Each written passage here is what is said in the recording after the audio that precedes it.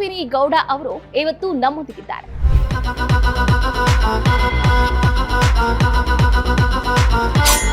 ಯಶಸ್ವಿನಿ ಗೌಡ ಅವರು ಯಾಕೆ ಈ ರೌಡಿಸಮ್ ಅನ್ನೋ ಫೀಲ್ಡ್ಗೆ ಇಳಿದ್ರು?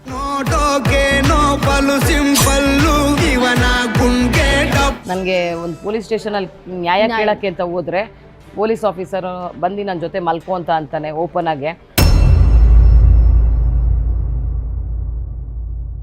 ಅವನು ನನಗೆ ಫೋನ್ ಮಾಡಿಬಿಟ್ಟು ಕಾನ್ವರ್ಸೇಷನ್ ಏನು ಅಂದರೆ, ನನ್ನ ಹೆಂಡತಿ ಮನೇಲಿ ಇಲ್ಲ, ನಿಮ್ಮ ಮನೆಗೆ ಊಟಕ್ಕೆ ಬರ್ತೀನಿ, ನಿಮ್ಮ ಜೊತೆ ಏಕಾಂತವಾಗಿರಬೇಕು ಅಂತಾನೆ.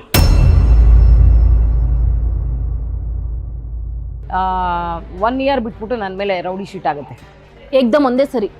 ಏನ್ ತಪ್ಪು ಮಾಡಿಲ್ಲ ಅಂದ್ರೆ ರೌಡಿ ಶೀಟ್. ಯಾರಾದ್ರೂ ಒಂದೇ ಒಂದು ಕೇಸ್ಗೆ ರೌಡಿ ಶೀಟ್ ಮಾಡ್ತಾರಾ? ರೌಡಿ ಶೀಟ್ ಮಾಡಿ 4 ಜನ ಅಣ್ಣಂದ್ರಾಗಿ ನಾನು ಒಬ್ಳೆ ಮಗಳು ನಮ್ಮ ಮನೇಲಿ ಲಾಸ್ಟ್. ಅಂತ ಫ್ಯಾಮಿಲಿಯಿಂದ ಬಂದು ರೌಡಿ ಆಗಕ್ಕೆ ಇಷ್ಟಪಡ್ತೀನ. ಕೆಲವರು ಹೇಳ್ಕೊಳಕ್ಕಾಗ್ತೀನಿ ನೇಣಾಕೊಂಡು ಸತ್ತೋಗಿದ್ದಾರೆ. ಮ್ಯಾಮ್ ಯಾವತ್ತೋ ಒಂದು ದಿವಸ ಸಾಯೋದು, ಸಾಧಿಸ್ಬಿಟ್ಟು ಸಾಯ್ತೀನಿ ಅನ್ಕೊಂಡು ಅವತ್ತು ನಿಂತೆ ನನ್ನ ಕಾಲ ಮೇಲೆ. ನೋಡೋಣ ನಾನಾ ನೀವ ಅಂತ ನಿಂತೆ.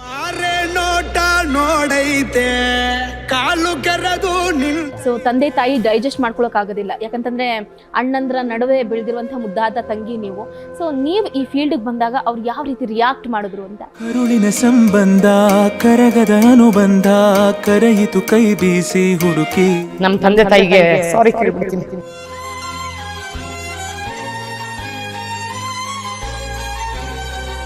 ಎಲ್ಲ ತಂದೆ ತಾಯಿಗಳು ಮಗಳನ್ನ ಒಂದು ದೊಡ್ಡ ಮಟ್ಟದಲ್ಲಿ ನೋಡಕ್ಕೆ ಇಷ್ಟಪಡ್ತಾರೆ. ಕಂಬನಿ ಕೊಳದೊಳಗೆ ಭಾವನೆ ಸುಳಿಯೊಳಗೆ ಸಿಲುಕಿದ ಜೀವಕ್ಕೆ ಮಾಡದೇ ಇರೋ ತಪ್ಪಿಗೆ ನನ್ನ ಸುಮ್ಮನೆ ರೌಡಿ ಶೀಟ್ ಓಪನ್ ಮಾಡಿದ್ರು, ಹಿಂಗೆಲ್ಲ ಟಿವಿಯಲ್ಲೆಲ್ಲ ಹೈಕ್ ಮಾಡಿದ್ರು.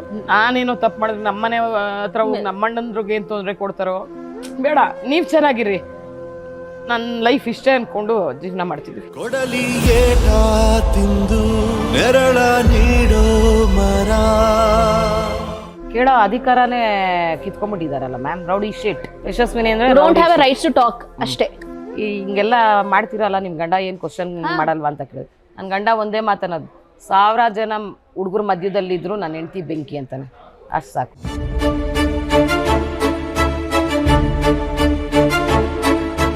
ನಮಸ್ಕಾರ, ಸ್ಪೇಡ್ ನ್ಯೂಸ್ಗೆ ಸ್ವಾಗತ. ನಾನು ಚಂದ್ರಕಲಾ ಗೋವಿಂದಪ್ಪ. ಎಸ್, ರಾಜ್ಯ ರಾಜಧಾನಿ ಬೆಂಗಳೂರಿನಲ್ಲಿ ಈಗ ಸದ್ಯ 2 ಪ್ರಕರಣದ್ದು ಸದ್ದು. ಒಂದು ಪ್ರಜ್ವಲ್ ರೇವಣ್ಣ, ಮತ್ತೊಂದು ಪ್ರಥಮ್ ನಿನ್ನ ಬಿಡಲ್ಲ ಕಣಣ್ಣ ಅಂತ ಹೇಳಿಕೆಯನ್ನ ಕೊಡೋದ್ರ ಮುಖಾಂತರ ಇಡೀ ಮಾಧ್ಯಮ ಲೋಕವನ್ನೇ ಶೇಕ್ ಮಾಡಿರುವಂತಹ ಅಂಡರ್ವರ್ಲ್ಡ್ ಡಾನ್ ಯಶಸ್ವಿನಿ ಗೌಡ ಅವರು ಇವತ್ತು ನಮ್ಮೊಂದಿಗಿದ್ದಾರೆ. ಹಿಂದೆ ಆದಂತಹ ಘಟನೆ ಎಲ್ರಿಗೂ ಕೂಡ ನೆನಪಿದೆ. ಪ್ರಥಮ್ ಅವರು ಕೊಟ್ಟಂತಹ ಹೇಳಿಕೆ ಇಡೀ ಕನ್ನಡ ಇಂಡಸ್ಟ್ರಿ ಅಲ್ಲದೆ ರೌಡಿ ಶೀಟರ್ಗಳನ್ನು ಕೂಡ ಒಂದು ಕಡೆ ತಲೆ ಕೆಳಗಾಗದಂತೆ ಮಾಡಿತ್ತು. ಹಾಗಾದ್ರೆ ದೇವಸ್ಥಾನದಲ್ಲಿ ಆದದ್ದು ಏನು? ನಿಜವಾಗ್ಲೂ ಆ ಪ್ರಕರಣದಲ್ಲಿ ಯಶಸ್ವಿನಿ ಗೌಡ ಅವರು ಇನ್ವಾಲ್ವ್ ಆಗಿದ್ದಾರಾ? ಬೇಕರಿ ರಘು ಅವರ ಪಾತ್ರ ಏನು ಅನ್ನೋದ್ರ ಡೆಪ್ತ್ ಮಾಹಿತಿಯನ್ನ ನೀಡೋದಕ್ಕೆ ಸ್ವತಃ ಇವತ್ತು ನಮ್ಮೊಂದಿಗಿದ್ದಾರೆ. ಕಾರ್ಯಕ್ರಮಕ್ಕೆ ಹಾರ್ಟ್ಲಿ ವೆಲ್ಕಮ್ ಮಾಡ್ತಾ ಇದ್ದೀನಿ ಯಶಸ್ವಿ ಗೌಡ ಅವರನ್ನ. ಹಾಯ್ ಮ್ಯಾಮ್, ಹೇಗಿದ್ದೀರಾ? ಹಾಯ್, ಚೆನ್ನಾಗಿದ್ದೀನಿ ಚಂದ್ರಕಲಾ. ಎಸ್, ಈಗ ಯಶಸ್ವಿನಿ ಗೌಡ ಅಂತಂದ್ರೆ ನೋಡ್ತೀವಿ ಎಲ್ಲಾ ಮಾಧ್ಯಮದಲ್ಲೂ ಕೂಡ ನಿಮ್ಮ ಬಗ್ಗೆ ಹೆಂಗೆ ಅಂತಂದ್ರೆ ಪಾಸಿಟಿವ್ ನೆಗೆಟಿವ್ ಎಲ್ಲಾ ತರ ಬರ್ತಾ ಇದೆ. ಜಸ್ಟ್ ಬಿಕಾಸ್ ಪ್ರಥಮ್ ಅವರು ಕೊಟ್ಟಂತಹ ಒಂದೇ ಒಂದು ಹೇಳಿಕೆ. ಯಶಸ್ವಿನಿ ಗೌಡ ನಿಮ್ಮ ಹೆಸರು ಮೆನ್ಷನ್ ಮಾಡಿದ್ರೋ ಇಲ್ವೋ ಗೊತ್ತಿಲ್ಲ, ಬಟ್ ನೀವು ಕಟಕಟೆ ಮೆಟ್ಲನ್ನ ಹತ್ಬೇಕಾದಂತಹ ಪರಿಸ್ಥಿತಿ ಉಲ್ಬಣ ಆಯ್ತು. ಸೊ ಯಶಸ್ವಿನಿ ಗೌಡ ಅವರ ಪಾತ್ರ ಏನು ಅಂತ? ನಾವು ಅವತ್ತು ಇದೇ ಮಹೇಶ್ ಅವರು ದೇವಸ್ಥಾನಕ್ಕೆ ಪೂಜೆಗೆ ಅಂತ ಕರೆದಾಗ ನಾನು ದಾಸ ಎಲ್ಲ ಜೊತೆಲಿ ಹೋಗಿದ್ ನಿಜ. ನಾವು ಹೋಗೋಕಿನ್ನ ಮುಂಚೆ ಅಲ್ಲಿ ಬುಲೆಟ್ ರಕ್ಷಕಿದ್ರು, ಎಲ್ಲರೂ ಜೊತೆಲೆ ಪೂಜೆಗೆ ಹೋದ್ವಿ. ಪೂಜೆಗೆ ಹೋಗಿ ಬಂದು ಕೂತ್ಕೊಂಡು ಊಟ ಮಾಡಿಬಿಟ್ಟು ಊಟ ಮಾಡೋ ಟೈಮಲ್ಲಿ ಪ್ರಥಮ್ ಬರ್ತಾರೆ. ಅಕ್ಕ ಚೆನ್ನಾಗಿದ್ದೀರಾ ಅಂತಾರೆ.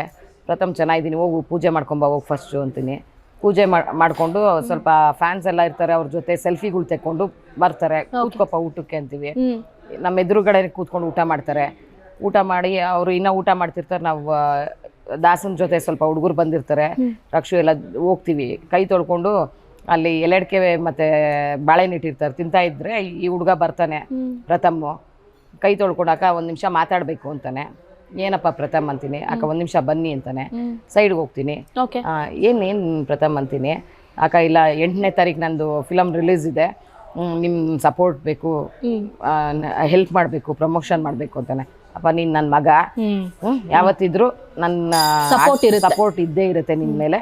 ನಾನೇ ಬರ್ತೀನಿ ಥಿಯೇಟರ್ಗೆ, ನನ್ನ ಫ್ರೆಂಡ್ಸ್ಗೆಲ್ಲ ಹೇಳ್ತೀನಿ, ನನ್ನ ಫ್ರೆಂಡ್ಸ್ ಲೈನ್ಗೆಲ್ಲ ಹೇಳ್ತೀನಿ, ಜೊತೆಲೆ ಹೈಪ್ ಮಾಡೋಣಪ್ಪ ನಿನ್ನ. ನೀವು ಪಾಸಿಟಿವ್ ಆಗಿ ಹೇಳಿರ್ತೀರಾ, ಬಟ್ ಅವರು ಯಾವ ರೀತಿ ನೆಗೆಟಿವ್ ಆಗಿ ತಗೊಂಡೋಗಿದ್ದಾರೆ ಅಂತಂದ್ರೆ, ಸೊ ಮೂವಿ ಪ್ರಮೋಷನ್ ಆಗ್ಬೇಕು, ನಿಮ್ಮ ಹೆಸರು ಕೂಡ ದುರ್ಬಳಕೆ ಆಗ್ಬೇಕು ಅನ್ನುವಂಥ ನಿಟ್ಟಲ್ಲಿ. ಯಾಕಂತಂದ್ರೆ ಈಗಾಗಲೇ ಇಂಡಸ್ಟ್ರಿಯಲ್ಲಿ ಆಗಿರ್ಬೋದು ಅಥವಾ ರೌಡಿಸಮ್ ಫೀಲ್ಡಲ್ಲಿ ಆಗಿರ್ಬೋದು ಹೆಸರನ್ನ ಮಾಡಿದ್ದೀರಾ.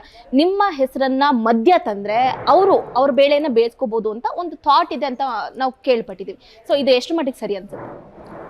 ಈಗ ನನ್ನ ಹೆಸರು ತಗೊಂಡು ಅವರೆಲ್ಲೋ ಒಳ್ಳೆ ರೀತಿಯಲ್ಲಿ ಉದ್ಧಾರ ಆಗ್ತಾರೆ ಅಂದ್ರೆ ಪರವಾಗಿಲ್ಲ, ನಿಜ, ನಂಗೇನು ತೊಂದರೆ ಇಲ್ಲ. ಹೌದು, ನನ್ನ ಹೆಸರು ಇರ್ಲಿ, ಸುಮ್ಮನೆ ಅಲ್ಲಿ ಬರ್ದೇ ಇರೋವ್ರ ಹೆಸರು ತಗೊಂಡು ಅವ್ರಿಗೂ ಒಂದು ಫ್ಯಾಮಿಲಿ ಇದೆ, ಅವ್ರ ಹೆಂಡತಿ ಮಕ್ಳಿದ್ದಾರೆ.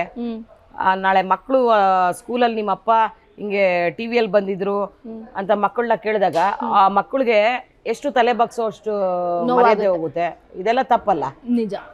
ಓಕೆ, ಯಶಸ್ವಿನಿ ಗೌಡ ಅವರು ಈಗ ಹೆಂಗೆ ಅಂತಂದ್ರೆ, ನೀವು ಗೂಗಲಲ್ಲಿ ಸರ್ಚ್ ಮಾಡಿದ್ರೆ ಮೊದಲು ಬ್ಯಾಂಗ್ಳೂರ್ ಅಷ್ಟೇ ಅಲ್ಲ, ಇಡೀ ಕರ್ನಾಟಕದಲ್ಲೇ ಬಹಳ ದೊಡ್ಡ ಮಟ್ಟದಲ್ಲಿ ಹೆಸರನ್ನ ಮಾಡಿದ್ರಿ ರೌಡಿಸಮ್ ಬ್ಯಾಕ್ಗ್ರೌಂಡಿಂದ. ಸೊ ಆವಾಗ ಇದ್ದಂತಹ ಚಾರ್ಮ್ ಎಲ್ಲೋ ಒಂದು ಕಡೆ ಕಡಿಮೆ ಆಯ್ತಾ ಅಂತ? ಮೇಡಮ್, ಅವಾಗ ಆ ಕೋಪ, ಆ ರೋಷ ಇತ್ತು. ಈಗ ನಮಗೂ ನಾವೇನು ಯೂತ್ಸಾ, 47 ಇಯರ್ಸ್ ಆಗಿದೆ. 47 ಇಯರ್ಸ್, ಓಕೆ, 47 ಇಯರ್ಸ್ ಆಗಿದೆ. ಮಕ್ಕಳು ಬೆಳೀತಿದ್ದಾರೆ, ಅವ್ರ ಭವಿಷ್ಯ ಮುಖ್ಯ ನನಗೆ. ಓಕೆ, ಯಾವಾಗಲೂ ಬರೀ ಹೊಡೆದಾಟ ಬಡ್ದಾಟ, ಕೋರ್ಟು ಕಚೇರಿ ಹಿಂಗೆ ತಿರ್ಕೊಂಡಿರಕ್ಕಾಗುತ್ತಾ? ಹೌದು. ಈಗ ಹೇಳಿದ್ರಿ ನಾವು ನೋಡಿರೋದು ಸೋಷಿಯಲ್ ಮೀಡಿಯಾದಲ್ಲಿ ಒಬ್ಬೇ ಮಗನ್ನ, ಬಟ್ 47 ಇಯರ್ಸ್ ನಿಮ್ಗೆ ಎಷ್ಟು ಜನ ಮಕ್ಕಳು ಏನು ಅಂತ? ನನ್ಗಿಬ್ರು ಗಂಡು ಮಕ್ಕಳು. Okay, ದೊಡ್ಡವನ್ಗೆ 27 years. 27 ಇಯರ್ಸ್ ಏನ್ ಮಾಡ್ಕೊಂಡಿದ್ದಾರೆ? ಅವ್ರು MBA ಮುಗಿಸ್ಕೊಂಡ್ಬಂದ್ರು ಲಂಡನ್ ಯೂನಿವರ್ಸಿಟಿಯಲ್ಲಿ. ಚಿಕ್ಕವರು 10th ಓದ್ತಿದ್ದಾರೆ ಆಂಬರ್ ವ್ಯಾಲಿಯಲ್ಲಿ. Nice nice. ಆಕ್ಚುಲಿ ನೋಡ್ತಾ ಇರ್ತೀವಿ ಸೋಷಿಯಲ್ ಮೀಡಿಯಾದಲ್ಲಿ, ನಿಮಗಿಂತ ಹೆಚ್ಚು ಆಕ್ಟಿವ್ ಅವನೇ ಇರ್ತಾನೆ, 10ನೇ ಕ್ಲಾಸ್ ಓದ್ತಾ ಇದ್ದಾನೆ ಅಂತ ಹೇಳಿದ್ರಿ. ತುಂಬಾ ಬ್ಲಾಗರ್ ಅವನು. ಹಾ.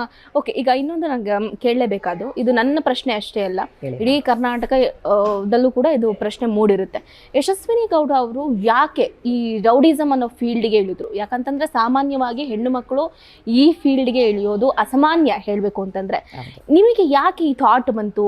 ಬಿಹೈಂಡ್ ರೀಸನ್ ಏನು? ಯಾಕಂತಂದ್ರೆ ಹೆಣ್ಣು ಮಕ್ಕಳಿಗೆ, ಅದರಲ್ಲೂ ಮುಖ್ಯವಾಗಿ ನೀವು ಕೊಟ್ಟಂತಹ ಹೇಳಿಕೆಗಳಾಗಿರ್ಬೋದು, ಹೆಣ್ಣು ಮಕ್ಕಳ ಪರವಾಗಿ ಯಾವಾಗಲೂ ಕೂಡ ಧ್ವನಿಯನ್ನು ಎತ್ತುತ್ತಾ ಇರ್ತೀರಾ, ನೀವು ಮಾತಾಡುವಂತಹ ಮಾತಾಗಿರ್ಬೋದು, ನಿಮ್ಮ ಸ್ಟೈಲ್ ಎಲ್ಲರೂ ಕೂಡ ಕಾಪಿ ಮಾಡ್ತಾರೆ. ಬಟ್ ಈ ರೌಡಿಸಮ್ ಫೀಲ್ಡ್ ಅನ್ನೋದು ಯಾಕೆ ನಿಮ್ಮ ಜೀವನಕ್ಕೆ ಎಂಟ್ರಿ ಆಯಿತು, ಅಥವಾ ನೀವೇ ಆ ರೌಡಿಸಮ್ ಫೀಲ್ಡಿಗೆ ಹೆಂಗೆ ಎಂಟ್ರಿ ಆದ್ರಿ? ಮ್ಯಾಮ್, ನಾನು ಆ್ಯಕ್ಚುಲಿ ನನ್ನ ಎಜುಕೇಷನು MBA ಡಬಲ್ ಗ್ರ್ಯಾಜುಯೇಟ್ ನಾನು ಮಾಡಿರೋದು. ನಮ್ಮ ಫ್ಯಾಮಿಲಿಯಲ್ಲೆಲ್ಲ ಹೈಲಿ ಎಜುಕೇಟೆಡ್, ಅರ್ಥ ಆಯ್ತಾ? ನನಗೆ ಲೋಕಲ್ ಯೂನಿವರ್ಸಿಟಿ ಯಾವುದು ಡಾಕ್ಟ್ರೇಟ್ ಕೊಟ್ಟಿಲ್ಲ. ನನಗೆ ಬಾಸ್ಕೋ ಯೂನಿವರ್ಸಿಟಿ, ಅಮೆರಿಕನ್ ಯೂನಿವರ್ಸಿಟಿ ನನಗೆ ಡಾಕ್ಟ್ರೇಟ್ ಕೊಟ್ಟಿದೆ ನನ್ನ ಸೋಷಲ್ ವರ್ಕ್ ಎಲ್ಲ ನೋಡಿ, ಅರ್ಥ ಆಯ್ತಾ? ನಾನು ಹಿಂಗಿದ್ದಾಗ ನಾನೇ ಈ ರೌಡಿಸಮ್ ಏನಕ್ಕೆ ಮಾಡ್ತೀನಿ? 2009 RT ನಗರ ಪೊಲೀಸ್ ಸ್ಟೇಷನಲ್ಲಿ ಕಂಪ್ಲೇಂಟ್ ಕೊಡಕ್ಕೆ ಹೋಗ್ತೀನಿ ಒಬ್ಬರ ಮೇಲೆ. ಕಂಪ್ಲೇಂಟ್ ಕೊಡಕ್ಕೆ ಹೋದಾಗ ಸರ್ಕಲ್ ಇನ್ಸ್ಪೆಕ್ಟರ್ BP ಪ್ರಸಾದ್ ಅಂತ ಇರ್ತಾರೆ. ಓಕೆ, ನಾನು ಕಂಪ್ಲೇಂಟ್ ಕೊಡಕ್ಕೆ ಹೋದಾಗ, ನೋಡೋಕೆ ಇಷ್ಟು ಚೆನ್ನಾಗಿದ್ದೀರಾ, ಯಾಕೆ ನಿಮ್ಮ ಲೈಫ್ ಹಾಳು ಮಾಡ್ಕೊತಿದ್ದೀರಾ, ನಿಮ್ಮ ಮಗನಿಗೆ ನಾನು ತಂದೆ ಆಗಿರ್ತೀನಿ, ಹಂಗೆ ಹಿಂಗೆ ಅಂತ ಅಂತಾರೆ. ಆ ಕಾನ್ವರ್ಸೇಷನ್ ರೆಕಾರ್ಡ್ ಮಾಡಿಕೊಂಡು ಎತ್ಕೊಂಡು ಹೋಗಿ ಶಂಕರ್ ಬಿದ್ರೆ ಅವ್ರಿಗೆ ಕಂಪ್ಲೇಂಟ್ ಕೊಡ್ತೀನಿ. ಶಂಕರ್ ಬಿದ್ರೆ ಅವ್ರು ಕಂಪ್ಲೇಂಟ್ ಕೊಟ್ಟಾಗ ಹ್ಯೂಮನ್ ರೈಟ್ಸ್ಗೆ ಹೋಗಿ ಫಸ್ಟ್ ಕಂಪ್ಲೇಂಟ್ ಕೊಟ್ಬಿಟ್ಟು ಆಮೇಲೆ ಶಂಕರ್ ಬಿದ್ರೆ ಹತ್ರ ಹೋಗ್ತೀವಿ. ಶಂಕರ್ ಬಿದ್ರೆ ಅವರು ಅವ್ರನ್ನ ಸಪೋರ್ಟ್ ಮಾಡ್ತಾರೆ. ಒಬ್ಬ ಹೆಣ್ಣು ಮಕ್ಳಿಗೆ ಹಿಂಗಂದ್ರೂ ಕೂಡ ಸಪೋರ್ಟ್ ಮಾಡ್ತಾರೆ, ಖಂಡಿತ. ಆಮೇಲೆ ನಾನು ಡೈರೆಕ್ಟ್ ಹೋಗಿ TV9 ಕೂತ್ಕೊತೀನಿ. ನನಗೆ ಒಂದು ಪೊಲೀಸ್ ಸ್ಟೇಷನಲ್ಲಿ ನ್ಯಾಯ ಕೇಳೋಕ್ಕೆ ಅಂತ ಹೋದರೆ ಪೊಲೀಸ್ ಆಫೀಸರು ಬಂದು ನನ್ನ ಜೊತೆ ಮಲ್ಕೋ ಅಂತ ಅಂತಾನೆ ಓಪನ್ ಆಗಿ. ಯಾವ ಹೆಣ್ಮಕ್ಳು ಸ್ಟೇಷನ್ಗೆ ಹೋಗೋಕ್ಕಿಂತ ಮುಂಚೆ ಫಸ್ಟು ಹಂಗಾದ್ರೆ ಇನ್ಸ್ಪೆಕ್ಟರ್ ಹತ್ರ ಸೆರ್ಗಾಸ್ಬಿಟ್ಟು ಮಲ್ಕೊಂಡು ಎದ್ದು ಆಮೇಲೆ ನ್ಯಾಯ ಕೇಳಬೇಕಾ, ಇದಾ ನಮ್ಮ ವ್ಯವಸ್ಥೆ ಅಂತ ಕೇಳಿದೆ. ಶಂಕರ್ ಬಿದ್ರೆ ಅವ್ರು ಲೈನಲ್ಲಿ ಇದ್ರು. ಇಲ್ಲ ಅವನ್ನ ಸಸ್ಪೆಂಡ್ ಮಾಡೋಕ್ಕಾಗಲ್ಲ ಅಂತ ಅಂದರು. ಆ ರೆಕಾರ್ಡಿಂಗ್ಸ್ ಎಲ್ಲ ಇದೆ ಮ್ಯಾಮ್, ಫೋಟೋಸು ಇದೆ, ರೆಕಾರ್ಡಿಂಗ್ಸ್ ಎಲ್ಲ ಇದೆ. ಇಲ್ಲ ಇದು ಸಸ್ಪೆಂಡ್ ಮಾಡೋಕ್ಕಾಗಲ್ಲ. ಅವನು ನನಗೆ ಫೋನ್ ಮಾಡಿಬಿಟ್ಟು ಕಾನ್ವರ್ಸೇಷನ್ ಏನು ಅಂದರೆ, ನನ್ನ ಹೆಂಡ್ತಿ ಮನೇಲಿ ಇಲ್ಲ, ನಿಮ್ಮ ಮನೆಗೆ ಊಟಕ್ಕೆ ಬರ್ತೀನಿ, ನಿಮ್ಮ ಜೊತೆ ಏಕಾಂತವಾಗಿರಬೇಕು ಅಂತಾನೆ. ಅರ್ಥ ಆಯ್ತಾ? ಏನು ಸರ್ ಹಿಂಗೆಲ್ಲ ಮಾತಾಡ್ತಿದ್ದೀರಾ ಅಂದ್ಬಿಟ್ಟು ಆ ಕಾನ್ವರ್ಸೇಷನ್ನೇ ನಾನು ಹ್ಯೂಮನ್ ರೈಟ್ಸ್ ಕೊಟ್ಟಿದ್ದು. ಹಿಂಗೆ ಅಂದರು ಸರ್ ನನ್ನ ಅಂದರೆ, ಇದೆಲ್ಲ ಬ್ಯಾಂಗ್ಳೂರಲ್ಲಿ ಕಾಮನ್ನು ಈಸಿಯಾಗಿ ತೊಗೊಬೇಕು ಅಂತಾರೆ ಶಂಕರ್ ಬಿದ್ರೆ ಅವರು. ಅಷ್ಟು ದೊಡ್ಡ ವ್ಯಕ್ತಿ ಆ್ಯಂಡ್ ಅಧಿಕಾರಿ ಈ ರೀತಿ ಮಾತಾಡೋದು? ಮ್ಯಾಮ್ 3 hours ಲೈವಲ್ಲಿದ್ದೆ TV9 ಒಬ್ಬರು 2 3 ಅಲ್ಲ 500 ಜನ ಲೈನಿಗೆ ಬಂದವ್ರೆ. ಆ BP Prasad circle inspector of RT Nagar ಬಿಡಬೇಡ್ರಿ ಅವನ್ನ. ನನ್ನ ಮಗಳಿಗೆ ಕಂಪ್ಲೇಂಟ್ ಕೊಡ್ಸೋಕ್ಕೆ ಅಂತ ಹೋದ್ರೆ ನನ್ನ ಮಗಳನ್ನ ಇಟ್ಕೊಂಡ್ಬಿಟ್ಟಿದ್ದಾನೆ. ನನ್ನ ಹೆಂಡ್ತಿನ ಕರ್ಕೊಂಡೋಗಿ ಕಂಪ್ಲೇಂಟ್ ಕೊಡ್ಸೋಕ್ಕೆ ಅಂತ ಕರ್ಕೊಂಡೋದ್ರೆ ನನ್ನ ಹೆಂಡ್ತಿನ ಪ್ರಾಸ್ಟಿಟ್ಯೂಟ್ ಮನೆಯಲ್ಲಿ ಬಿಟ್ಟವನೆ.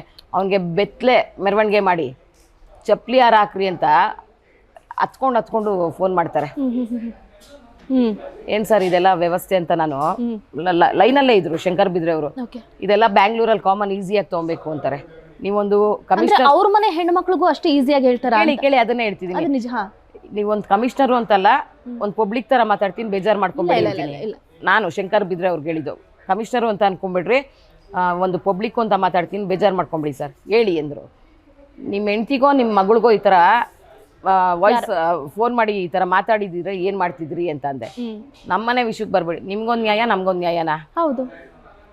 ನೀವು ಅವನ್ನ ಹಿಂಗೆ ಟೇಬಲ್ ತಟ್ಕೊಂಡೇ ಹೇಳಿದೆ, ನೀವು BP ಪ್ರಸಾದ್ನ ಸಸ್ಪೆಂಡ್ ಮಾಡಿದವ್ರು ನಾಳೆ ಬೆಳಿಗ್ಗೆ ಇದೇ ಕಮಿಷನರ್ ಆಫೀಸ್ ಮುಂದೆ ಸೀಮೆಣ್ಣೆ ಉಯ್ಕೊಂಡು ಅಂಟಿಸ್ಕೊತೀನಿ, ನನ್ನ ಸಾವಿಗೆ ಶಂಕರ್ ಬಿದ್ರೇನೆ ಕಾರಣ ಅಂತೀನಿ. ನೆಕ್ಸ್ಟ್ ಡೇ ಸಸ್ಪೆಂಡ್ ಮಾಡ್ತಾರೆ. ಇದನ್ನೇ ತಲೆಯಲ್ಲಿ ಇಟ್ಕೊಂಡು ಅವನು ಎಲ್ಲಾರ್ಗು ದುಡ್ಡು ಕೊಟ್ಟಿ ಮಹಿಳಾ ಸಂಘದವ್ರಿಗೆ ಬ್ರೈನ್ ವಾಶ್ ಮಾಡಿ 1 year ಬಿಟ್ಬಿಟ್ಟು ನನ್ನ ಮೇಲೆ ರೌಡಿ ಶೀಟ್ ಆಗುತ್ತೆ ಏಕ್ದಮ್ ಒಂದೇ ಸರಿ. ಏನು ತಪ್ಪು ಮಾಡಿಲ್ಲ ಅಂದ್ರೆ ರೌಡಿ ಶೀಟ್. ಯಾರಾದ್ರೂ ಒಂದೇ ಒಂದು ಕೇಸ್ಗೆ ರೌಡಿ ಶೀಟ್ ಮಾಡ್ತಾರಾ? ರೌಡಿ ಶೀಟ್ ಮಾಡಿದ್ರು. ಮ್ಯಾಮ್ ಈಗ ನಾನು ಅಂತ ಒಂದು ಹೈಲಿ ಎಜುಕೇಟೆಡ್ ಫ್ಯಾಮಿಲಿ, ನಮ್ಮದು ತುಂಬ ರೆಪ್ಯೂಟೆಡ್ ಫ್ಯಾಮಿಲಿ ಆಯಿತಾ. ಅಂಥ ಫ್ಯಾಮಿಲಿಯಿಂದ 4 ಜನ ಅಣ್ಣಂದ್ರಾಗಿ ನಾನು ಒಬ್ಬಳೇ ಮಗಳು ನಮ್ಮ ಮನೇಲಿ ಲಾಸ್ಟ್. ಅಂಥ ಫ್ಯಾಮಿಲಿಯಿಂದ ಬಂದು ರೌಡಿ ಆಗಕ್ಕೆ ಇಷ್ಟಪಡ್ತೀನಾ? ಇಲ್ಲ. ರೌಡಿ ಶೀಟ್ ಓಪನ್ ಮಾಡಿದ್ರು, ಅಷ್ಟೆಲ್ಲ ಕಿರ್ಕುಳ ಕೊಟ್ಕೊಂಡೇ ಬಂದರು. ಸುಳ್ಳು ಕಂಪ್ಲೇಂಟ್ಗಳು ಹಾಕಿದ್ರು. 6 ಜನ ಇನ್ಸ್ಪೆಕ್ಟರ್ಗಳ್ನ ಇವತ್ತು ನನ್ನ ಎಜುಕೇಷನ್ ಬುದ್ಧಿಯಿಂದ 6 ಜನ ಇನ್ಸ್ಪೆಕ್ಟರ್ಗಳ್ನ ಹೈಕೋರ್ಟಲ್ಲಿ ನಿಲ್ಸಿದ್ದೀನಿ ಸುಳ್ಳು ಕೇಸ್ ಹಾಕಿದ್ದಕ್ಕೆ. ಹೌದಾ? ಇದೇ ಜಡ್ಜು ಆಡಿಯೋ ರೆಕಾರ್ಡಿಂಗ್ ಎಲ್ಲ ಕೇಳ್ಬಿಟ್ಟು ಸತ್ಯನಾರಾಯಣ ಅಂತ ದೇವರು ಒಂದೇ, ಅಯ್ಯಪ್ಪನೂ ಒಂದೇ, the lady is literate, she is fighting for it, if she was in illiterate what would have been our fate ಅಂತ ಹಿಂಗೆ ಕೇಳಿದ್ರು. ಮ್ಯಾಮ್ ಇವತ್ತು ಅದು ಎಲ್ಲ ಲೀಡಿಂಗ್ ಪೇಪರ್ಸಲ್ಲೂ ಹೈಲೈಟ್ ಆಗಿ ಬಂತು. ಎಷ್ಟೋ ಜನ ಹೆಣ್ಮಕ್ಳಿಗೆ ಈ ಥರ ಆಗೋಗಿದೆ ಮ್ಯಾಮ್. ಗೊತ್ತು. ಯಾರು ಓಪನ್ ಆಗಿ ಹೇಳ್ಕೊಳಕ್ ಆಚೆ ಬಂದಿಲ್ಲ, ಕೆಲವರು ಹೇಳ್ಕೊಳಕ್ ಆಗದೆ ನೇಣಾಕೊಂಡು ಸತ್ತೋಗಿದ್ದಾರೆ. ಮ್ಯಾಮ್ ಯಾವತ್ತೋ ಒಂದು ದಿವಸ ಸಾಯೋದು, ಸಾಧಿಸ್ಬಿಟ್ಟು ಸಾಯ್ತೀನಿ ಅನ್ಕೊಂಡು ಅವತ್ತು ನಿಂತೆ ನನ್ನ ಕಾಲ ಮೇಲೆ, ನೋಡೋಣ ನೀವ ಅಂತ ನಿಂತೆ. ನಿಜ, ನಾನೇ ತಲೆನೇ ಕೆಡ್ಸ್ಕೊಳಲ್ಲ ಏನಾದರೂ ಆಗಲಿ. ಇನ್ನೊಂದು ನಾವು ನೋಡ್ತಾ ಇರ್ತೀವಿ ಸೋಷಿಯಲ್ ಮೀಡಿಯಾದಲ್ಲಿ ಈಗ ಹೆಂಗಿದೆ ಅಂತಂದರೆ, ಇನ್ಸ್ಟಾಗ್ರಾಮ್ ಅದರಲ್ಲೂ ಯೂತ್ ಐಕಾನ್ ಅಂತಲೇ ನೀವು ಗುರ್ತಿಸ್ಕೊಂಡಿದ್ದೀರಾ ನೋಡಿ. ಈಗ 47 years ಅಂತ ಹೇಳಿದ್ರಿ, ನಮಗಂತೂ ಹಂಗೆ ಅನಿಸ್ತಾನೆ ಇಲ್ಲ. ಯಾಕಂತಂದರೆ ನೋಡೋದಕ್ಕೆ ಇಷ್ಟು ಚೆನ್ನಾಗಿದ್ದೀರಾ, ಮೂಗುತ್ತಿ ಸುಂದರಿ ಅಂತಲೂ ಕೂಡ ನಿಮಗೆ ಟೈಟಲ್ ಟ್ಯಾಗ್ ಇದೆ. ಆ್ಯಂಡ್ ಆಲ್ಸೋ ಹೆಂಗೆ ಅಂತಂದರೆ, ಈಗ ಸೋಷಿಯಲ್ ಮೀಡಿಯಾ ಆಗಿರ್ಬೋದು ಅಥವಾ ನೀವಿರೋಂಥ ಸ್ಥಾನದಲ್ಲಿ ನೀವೇನಾದರೂ ಉನ್ನತ ಸ್ಥಾನಕ್ಕೆ ಹೋದರೆ ತುಂಬ ಜನ ನಾವು ನೋಡಿದ್ದೀವಿ, ಅವ್ರಿಗೊಂಥರ ಹೆಡ್ ವೈಟ್ ಅನ್ನೋದು ಬಂದುಬಿಟ್ಟಿರುತ್ತೆ, ನೋಡಿದ್ದೀವಿ ನಾವು. ಬಟ್ ನಿಮ್ಮನ್ನು ನೋಡಿದ್ರೆ ಆ ರೀತಿ ಅನ್ಸೋದೇ ಇಲ್ಲ. ತುಂಬ ಜನಕ್ಕೆ, ಅದು ಬಡವರೇ ಆಗಿರಲಿ ಶ್ರೀಮಂತರೇ ಆಗಿರಲಿ ಯಾರೇ ಬರಲಿ, ಅವ್ರನ್ನ ಕರೆದು ಅವ್ರ ಜೊತೆ ಬಹಳ ಸೌಮ್ಯ ರೀತಿಯಲ್ಲಿ ಸೆಲ್ಫಿಯನ್ನು ಕೊಡ್ತೀರಾ. ಸೊ ಇದ್ರ ಬಗ್ಗೆ ಮ್ಯಾಮು, ನಾನು ಒಬ್ಳೆ ಮಗಳು ಅಂತ ಹೇಳಿದೆ ನಿಮಗೆ. ನಾನು ಒಬ್ಳೆ ಮಗಳು. ನಮ್ಮ ಅಪ್ಪ ನಮ್ಮ ತಾತ ದೊಡ್ಡ ರಿಚ್ ಫ್ಯಾಮಿಲಿಯಿಂದ ನಾನು ಬಂದಿರೋದು. ಹುಡ್ದಾಗ್ಲೇ ನಾನು ಚಿನ್ನದ ಸ್ಪೂನು. ನಾನು ನೋಡದೇ ಇರೋ ಲೈಫ್ ಇಲ್ಲ, ಅರ್ಥ ಆಯ್ತಾ? ನನಗೆ 7 star ಹೋಟ್ಲಿಂದ ಫುಟ್ಪಾತ್ ಹೋಟ್ಲವರೆಗೂ ಎಲ್ಲ ನೋಡಿದ್ದೀನಿ. ನನಗೆ ಈಗೋ ಅನ್ನೋದಿಲ್ಲ, ಹೆಡ್ ವೆಯ್ಟ್ ಇಲ್ಲ. ನನಗೆ ಫಸ್ಟ್ ಆಫ್ ಆಲ್ ಸಾವುಕಾರು ಅಂದರೆ ಸ್ವಲ್ಪ ದೂರನೇ ಇಟ್ಟಿರ್ತೀನಿ. ಯಾರಾದ್ರು ಬಡವ್ರು ಬರ್ತಾರ ತಬ್ಕೊಂಡು ಅವ್ರ ಹೊಟ್ಟೆ ತುಂಬ ತಿನ್ನಿಸಿ ನಾನು ಕಳಿಸ್ತೀನಿ. ಇವತ್ತು ನಾನು ಹೇಳ್ತೀನಲ್ಲ, ರೋಡ್ ಸೈಡಲ್ಲಿ ಒಂದು 50 ಪ್ಯಾಕೆಟ್ಸ್ ಇಟ್ಕೊಂಡಿರ್ತೀನಿ ಊಟ ಕೊಡಕ್ಕೆ. ರೋಡ್ ಸೈಡಲ್ಲಿ ಯಾರು ಭಿಕ್ಷುಕರನ್ನ ನೋಡಿದ್ರೆ ಒಂದು ಬಾಟ್ಲು ನೀರು, ಆಮೇಲೆ ಒಂದು ಪ್ಯಾಕೆಟ್ ಊಟ ನನ್ನ ಕೈಯಲ್ಲಾಗದಷ್ಟೇ. ನಂಗೆ ಅದು ಸಮಾಧಾನ ಅನ್ಸುತ್ತೆ. ಹೌದು. ಓಕೆ, ನೀವೀಗ ಹೇಳಿದ್ರಿ ರಿಚ್ ಕಿಡ್ ಆ್ಯಕ್ಚುಲಿ ನೀವು. ಸೊ ತಂದೆ ತಾಯಿ ಡೈಜೆಸ್ಟ್ ಮಾಡ್ಕೊಳಕ್ಕಾಗೋದಿಲ್ಲ, ಯಾಕಂತಂದರೆ ಅಣ್ಣಂದ್ರ ನಡುವೆ ಬೆಳೆದಿರುವಂಥ ಮುದ್ದಾದ ತಂಗಿ ನೀವು. ಸೊ ನೀವು ಈ ಫೀಲ್ಡಿಗೆ ಬಂದಾಗ ಅವ್ರು ಯಾವ ರೀತಿ ರಿಯಾಕ್ಟ್ ಮಾಡಿದ್ರು ಅಂತ? ನಾನು ಫಸ್ಟ್ ಆಫ್ ಆಲ್ ಈ ಕ್ಯಾಮ್ರಾ ಮುಂದೆ ನಮ್ಮ ತಂದೆ ತಾಯಿಗೆ ಸಾರಿ ಕೇಳ್ಬಿಡ್ತೀನಿ. ನಿಜವಾಗ್ಲೂ ನಮ್ಮ ತಂದೆ ತಾಯಿಗೆ ಸಾರಿ ಕೇಳ್ತೀನಿ. ನಾನು ಎಲ್ಲ ತಂದೆ ತಾಯಿಗಳು ಮಗಳನ್ನ ಒಂದು ದೊಡ್ಡ ಮಟ್ಟದಲ್ಲಿ ನೋಡೋಕ್ಕೆ ಇಷ್ಟಪಡ್ತಾರೆ. ಬಟ್ ನನ್ನ ಈ ಥರ ರೌಡಿ ಪಟ್ಟ ಕಟ್ಕೊಂಡೆ ಅಂತ ನಾನು ಮಾಡದೇ ಇರೋ ತಪ್ಪಿಗೆ ನನ್ನ ಸುಮ್ಮನೆ ರೌಡಿ ಶೀಟ್ ಓಪನ್ ಮಾಡಿದ್ರು, ಹಿಂಗೆಲ್ಲ ಟಿ ವಿಯಲ್ಲೆಲ್ಲ ಹೈಪ್ ಮಾಡಿದ್ರು. ನಮ್ಮ ಡ್ಯಾಡಿ ಮಮ್ಮಿಗೆ ಕ್ಷಮೆ ಕೇಳ್ತೀನಿ, ನಮ್ಮ ಅಣ್ಣಂದ್ರು ಕ್ಷಮೆ ಕೇಳ್ತೀನಿ. ಈಗಲೂ ನಮ್ಮ ಮಾತಾಡಿಸ್ತಾರ? family. ಮಾತಾಡಿಸ್ತಾರೆ. ಯಾವ ಮಟ್ಟಕ್ಕೆ ಬಂದ್ಬಿಟ್ಟಿದ್ದೀವಿ ಅಂದರೆ ಮನೇಲಿ ಒಂದು ಫಂಕ್ಷನ್ ಆದರೆ ಹೋಗೋಕ್ಕಾಗಲ್ಲ, ಭಯ, ಮಾತಾಡ್ತಾರೆ. ಸೆನ್ಸಿಟಿವಿಟಿ ಅನ್ನೋದೇ ಹೊಟ್ಟೋಗಿದೆ ಮ್ಯಾಮ್. ಬಾಂಡಿಂಗು ಸೆನ್ಸಿಟಿವಿಟಿ ಅನ್ನೋದೇ ಹೊಟ್ಟೋಗಿದೆ. ನಾನೇನೋ ತಪ್ಪು ಮಾಡಿದ್ರೆ ನಮ್ಮನೆ ಹತ್ರ ಹೋಗಿ ನಮ್ಮಣ್ಣಂದ್ರಿಗೆ ಏನು ತೊಂದರೆ ಕೊಡ್ತಾರೋ, ಬೇಡ ನೀವು ಚೆನ್ನಾಗಿರಿ, ನನ್ನ ಲೈಫ್ ಇಷ್ಟೇ ಅಂದ್ಕೊಂಡು ಜೀವನ ಮಾಡ್ತಿದ್ವಿ. ಸಂಬಂಧಗಳನ್ನ ದೂರ ಇಟ್ಕೊಂಡು ಬಾಳುವಂಥ ಪರಿಸ್ಥಿತಿ ಬಂದಿದೆ. ನಿಜವಾಗ್ಲೂ ಬೇಜಾರಾಗುತ್ತೆ. ಆ್ಯಕ್ಚುಲಿ ಹೇಳಬೇಕು ಅಂತಂದರೆ ಬೇರೆಯವ್ರಿಗೆ ಅಂದರೆ ತುಂಬ ಅಕ್ಕ ಆಗಿ, ತಂಗಿ ಆಗಿ, ಅಮ್ಮನಾಗಿ ಕಾಣಿಸ್ಕೊಳ್ತಾ ಇದ್ರೆ, ಬಟ್ ನಿಮಗೆ ಆ ಪ್ರೀತಿ ಬಾಂಧವ್ಯ ಅನ್ನೋದೇ ಸಿಗ್ತಾ ಇಲ್ಲ. ಒಂದು ಕಡೆ ಬೇಜಾರಾಗುತ್ತೆ. ನಿಜ ಮ್ಯಾಮ್. ಓಕೆ, ಈಗ ಇನ್ನೊಂದು, ಈಗ ಕುಟುಂಬನ ಸೈಡ್ಗಿಟ್ರೆ ಗಂಡ ಅನ್ನೋರು ತುಂಬ ಇಂಪಾರ್ಟೆಂಟ್ ಆಗ್ತಾರೆ. ಒಂದು ಕಡೆ ಕುಟುಂಬದ ಪ್ರೀತಿ ಇದ್ದು ಇಲ್ದಂಗಿದೆ, ಮತ್ತೊಂದು ಕಡೆ ಗಂಡ. ನಿಮ್ಮ ಹಸ್ಬೆಂಡ್ ಬಗ್ಗೆ ಬಹಳ ಮಾತಾಡಲೇಬೇಕಾಗುತ್ತೆ ನೋಡಿ. ಗಂಡ ಅನ್ನೋನು ಹೇಗಿರಬೇಕು ಅಂತಂದರೆ ತುಂಬ ಸಪೋರ್ಟಿವ್ ಆಗಿರಬೇಕು. ಬಟ್ ಅದನ್ನು ನೀವು ಪಡ್ಕೊಂಡಿದ್ದೀರಾ ಅಂತ ನಾವು ಅನ್ಕೋತೀವಿ. ಯಾಕಂತಂದರೆ ಈ ಇನ್ಸ್ಟಾಗ್ರಾಮ್ನಲ್ಲಿ ನೀವು ತುಂಬ ಜನ ರೌಡಿ ಶೀಟರ್ಗಳ ಜೊತೆ ಆಗಿರ್ಬೋದು, ತುಂಬ ಜನ ನಿಮ್ಮ ಅಭಿಮಾನಿಗಳ ಜೊತೆ ಆಗಿರ್ಬೋದು, ಹೆಗಲ ಮೇಲೆ ಕೈ ಹಾಕೊಳ್ತೀರಿ, ಹೆಂಗೆ ಸೋದರತ್ವ ಥರ ಟ್ರೀಟ್ ಮಾಡ್ತೀರಾ. ಬಟ್ ಯಾವುದೇ ಗಂಡಸಾದರೂ ಕೂಡ ಅದನ್ನು ಸಹಿಸ್ಕೊಳ್ಳೋದಕ್ಕೆ ಸಾಧ್ಯನೇ ಇಲ್ಲ. ಬಟ್ ನಿಮ್ಮ ಹಸ್ಬೆಂಡ್ ನಿಮಗೆ ಯಾವ ರೀತಿ ಸಪೋರ್ಟ್ ಮಾಡ್ತಿದ್ದಾರೆ, ಯಾವ ರೀತಿ ಬ್ಯಾಕ್ ಬೋನ್ ಆಗಿ ನಿಂತಿದ್ದಾರೆ ಅಂತ ನೀವೀಗ ಕೇಳಿದ್ರಲ್ಲ, ಯಾರು ಗಂಡು ಮಕ್ಕಳು ಬರಲಿ ಹೆಣ್ಮಕ್ಳು ಬರಲಿ ಎಲ್ಲರಿಗೂ ಹೆಗಲ ಮೇಲೆ ಕೈ ಹಾಕಿ ನಾನು ಅವ್ರ ಜೊತೆ ಫೋಟೋ ಏನಕ್ಕೆ ತೆಕ್ಕೊತೀನಿ ಅಂದರೆ, ನಾನು ಒಂದು ಸತಿ ಹೆಗಲ ಮೇಲೆ ಕೈ ಹಾಕಿದ್ರೆ ನಾನು ಸಾಯೋವರೆಗೂ ನಿಮ್ಮ ಜೊತೆ ಇರ್ತೀನಿ ಅಂತ. ನಂಗೆ ಒಂದು ಸತಿ ದೇವ್ರು ಅದೇನೋ ಕಲೆ ಕೊಟ್ಟವನೆ, ಮಕ ನೋಡಿದ್ರೆ ಇವ್ರು ಒಳ್ಳೆಯವರ ಕೆಟ್ಟವರು ಜಡ್ಜ್ ಮಾಡೋ ಕೆಪಾಸಿಟಿ ಕೊಟ್ಟವನೆ. ಓಕೆ, ನನ್ನ ಗಂಡನ ವಿಷಯ ಹೇಳಕ್ ಬಂದರೆ ಹೇಳ್ಬೇಕು ಅಂದರೆ, ಈ ಹಿಂಗೆಲ್ಲ ಮಾಡ್ತೀರಲ್ಲ ನಿಮ್ಮ ಗಂಡ ಏನು ಕ್ವಶನ್ ಮಾಡಲ್ವಾ ಅಂತ ಕೇಳಿದ್ರು. ನನ್ನ ಗಂಡ ಒಂದೇ ಮಾತನ್ನೋದು, 1000 ಜನ ಹುಡುಗರ ಮಧ್ಯದಲ್ಲಿದ್ರು ನನ್ನ ಹೆಂಡತಿ ಬೆಂಕಿ ಅಂತಾನೆ. ಅಷ್ಟು ಸಾಕು. ವಾವ್. ನಾನು ಆನ್ಸರ್ ಮಾಡಬೇಕಾಗಿರೋದು ನನ್ನ ಗಂಡ ನನ್ನ ಮಕ್ಕಳಿಗೆ ಅಷ್ಟೇ. ಯಾರೇನು ಅನ್ಕೊಂಡ್ರೆ ನಂಗೇನು, ಹೌದು ಅಲ್ವಾ? ನಿಜ, 100% ನಿಜ. ಬಟ್ ಆದರೂ ಗಂಡ ಅಂದರೆ ನಿಜವಾಗ್ಲೂ ಗ್ರೇಟ್ ಹೇಳಬೇಕು ಅಂತಂದರೆ. ನೀವು ಈ ರೀತಿ ಅಂದರೆ ಲೈಕ್ ಹೆಂಗೆ ಅಂದರೆ ಒಂದು ಫೈರ್ ಬ್ರ್ಯಾಂಡ್ ಥರ ಮಿಂಚ್ತಾ ಇದ್ದೀರಾ ಅಂತಂದರೆ, ಅವರು ಹಿಂದೆ ನಿಂತ್ಕೊಂಡು ನಿಮಗೆ ಸಪೋರ್ಟ್ ಮಾಡ್ತಿದ್ದಾರೆ. ಒಬ್ಬ ಹೆಣ್ಣು ಮಗಳ ಕ್ಯಾರೆಕ್ಟರ್ ಹೆಂಗೆ ಗೊತ್ತಾಗ್ಬಿಡುತ್ತೆ ಆ್ಯಕ್ಚುಲಿ ಹೇಳಬೇಕಂತಂದರೆ. ನಮ್ಮ ನಡವಳಿಕೆ, ನಮ್ಮ ಹಾವಭಾವ, ನಾವು ಯಾವ ರೀತಿ ನಡ್ಕೊಳ್ತೀವಿ ಅನ್ನೋದು ನಿಮ್ಮನ್ನು ನೋಡಿದ್ರೆ ಭಯ ಆಗುತ್ತೆ ಹೊರತು ನಿಮ್ಮ ಕ್ಯಾರೆಕ್ಟರ್ ಬಗ್ಗೆ ಮಾತಾಡುವಂಥ ಹೆಣ್ಣು ಮಗಳು ನಮ್ಗೆ ಗೊತ್ತಿಲ್ಲ ಆ್ಯಕ್ಚುಲಿ ಹೇಳಬೇಕಂತಂದರೆ. ನಿಮ್ಮ ಮುಖವನ್ನು ನೋಡಿದ್ರೆ ಕೆಲವರು ಅಪ್ಪ ರೌಡಿ ಶೀಟ್ರಪ್ಪ, ಇವ್ರೇನಾದರೂ ಮಾಡಿಬಿಡ್ತಾರಪ್ಪ, ಇವರು ನಮ್ಮನ್ನು ಏನಾದರೂ ಭಯ ಪಡಿಸ್ಬಿಡ್ತಾರಪ್ಪ ಅನ್ನೋವಂಥ ಮಾತುಗಳಿದೆ. ಬಟ್ ನಿಮ್ಮನ್ನು ನೋಡಿದ್ರೆ ಆ ಥರ ಅನ್ಸೋದೇ ಇಲ್ಲ ಮೇಡಮ್ ಆ್ಯಕ್ಚುಲಿ ಹೇಳ್ಬೇಕಂದ್ರೆ. ನಾನು ಆ್ಯಕ್ಚುಲಿ ಕೋಪ ಸಿಕ್ಕಾಪಟ್ಟೆ ಕೋಪ. ಈಗ ನೀವು ನನ್ನ ಮುಂದೆ ಕೂತಿದ್ರ, ನನ್ನ ತಂಗಿ ಥರ ನಿಮ್ಮನ್ನು ನೋಡ್ತೀನಿ. ಹೌದು. ನಿಮ್ಮ ಸುದ್ದಿಗೆ ಯಾರಾದರೂ ಬಂದರೆ ನಾನು ಬಿಡೋವಂಥ ವ್ಯಕ್ತಿ ಅಲ್ಲ. ಓಕೆ. ಹೆಣ್ಣು ಮಕ್ಕಳಿಗೆ ತುಂಬ ರೆಸ್ಪೆಕ್ಟ್ ಮಾಡ್ತೀರಾ, ಬೆನ್ಬಾಗ್ಲಾಗಿ ನಿಂತಿರ್ತೀನಿ. ಹೌದು. ನನಗೆ ಈ ಅನ್ಯಾಯ, ಮೋಸ, ಸುಳ್ಳು ಎಲ್ಲ ಇಷ್ಟ ಆಗಲ್ಲ. ನೇರವಾಗಿರ್ಬೇಕಷ್ಟೇ. ಕನ್ನಡಿ ಥರ ಇರಬೇಕು. ಎಸ್.